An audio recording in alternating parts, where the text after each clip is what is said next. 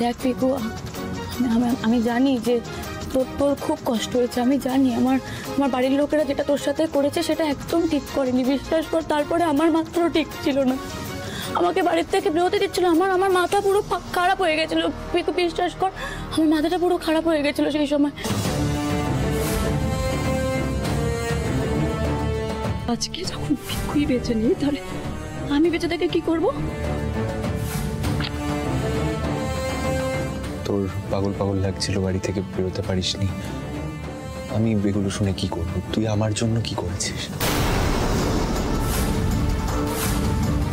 তোর ছোটদা ভাই, তোর বাবা, তোর বাড়িতে সবার সামনে যখন আমায় এইভাবে মারছিল, তখন তুই আমার জন্য কি করেছিস? তুই শুধু দাঁড়িয়ে দাঁড়িয়ে দেখেছিস, আর কিছু তো করতে পারিসনি। এসব কি বলছিস তুই? তুই দেখিসনি ওরা আমার কি অবস্থা করেছিল সে সময়?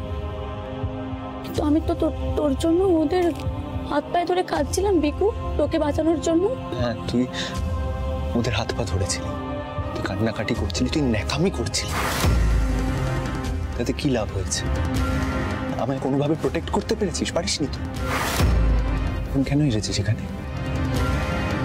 আমি জানি ওরা আমায় মারতে চেয়েছিল, মারতে পারিনি। লাকিলি আমি বেঁচে গেছি। তাই তুই আমি সিম্প্যাথি দেখাতে এসেছিস, তাই তো? সিম্প্যাথি দেখাতে এসেছিস।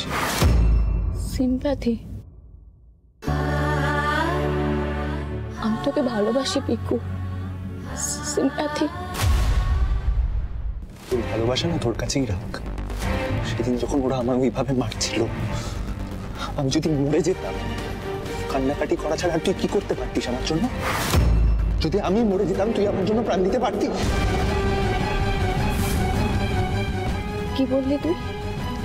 আমি কোনো ভুল কথা বলছি না রোশনি।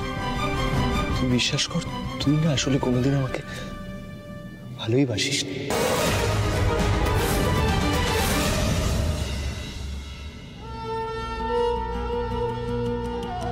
দিদি ভাই,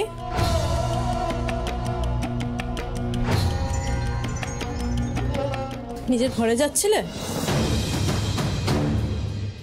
তোমাকে দেখে না আমার খুব খারাপ লাগে, জানো তো। যাকে তোমাকে আমার একটা কথা বলার ছিল দিদি ভাই।